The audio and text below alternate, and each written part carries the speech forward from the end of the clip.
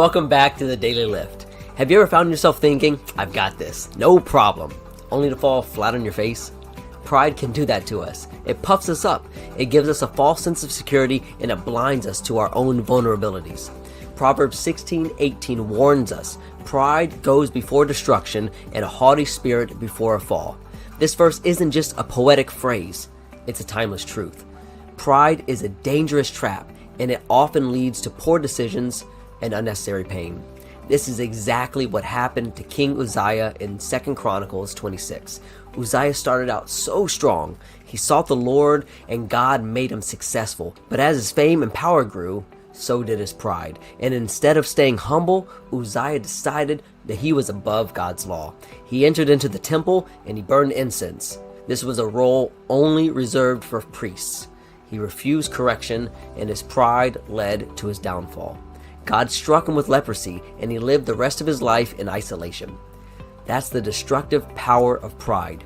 It blinds us to wisdom. It leads us to overstep our bounds and ultimately isolates us from others and from God. But there's hope. There's an antidote to pride, and that's humility. James 4:10 tells us, humble yourselves in the sight of the Lord, and he will lift you up. Humility doesn't mean thinking less of yourself. It means thinking of yourself less. It's about recognizing every blessing, every success, and every breath is a gift from God. Think about Jesus. Philippians 2:8 tells us, and being found in appearance as a man, he humbled himself and became obedient to the point of death, even the death of the cross. If anyone had the right to be proud, it was Jesus. Yet he chose humility, and he chose it for our sake.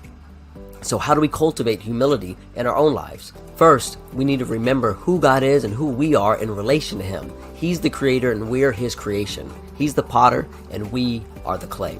Second, surround yourselves with people who will lovingly keep you accountable. Like iron sharpens iron, good friends help us stay grounded and stay focused on the right things.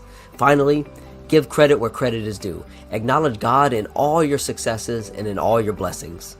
Pride may lead to destruction, but humility leads to grace. Peter tells us in 1 Peter 5:5, God resists the proud, but gives grace to the humble.